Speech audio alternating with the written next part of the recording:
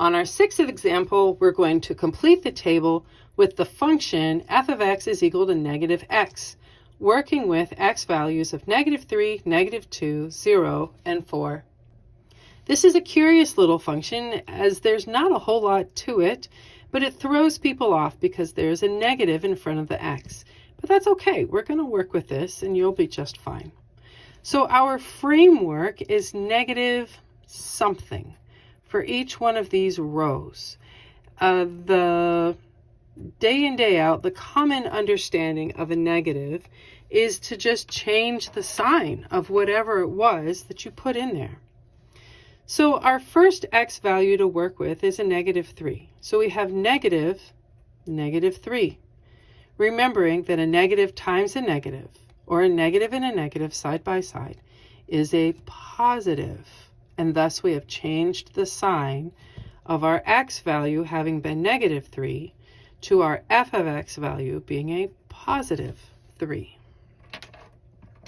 On the second row, we have an x value of -2. So I substitute in the -2 where the x is. As a result, I have -2. And again, a negative and a negative side by side make a positive.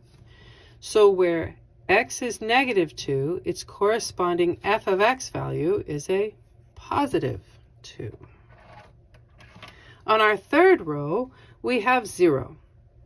So substituting 0 in for x, it would look like at first glance that we would have a value of -0. However, there's no such thing. You can't have positive nothing and you can't have negative nothing. Nothing is just nothing. So it's 0. So where x is 0, f of x is also 0.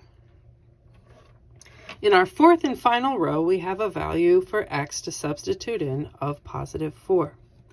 This time I have a negative and a positive side by side. And a negative times a positive is a -4.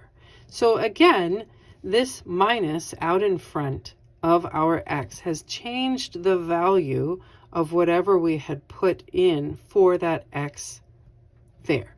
So what was a positive x value, +4, the corresponding f of x value is a -4. And there you go.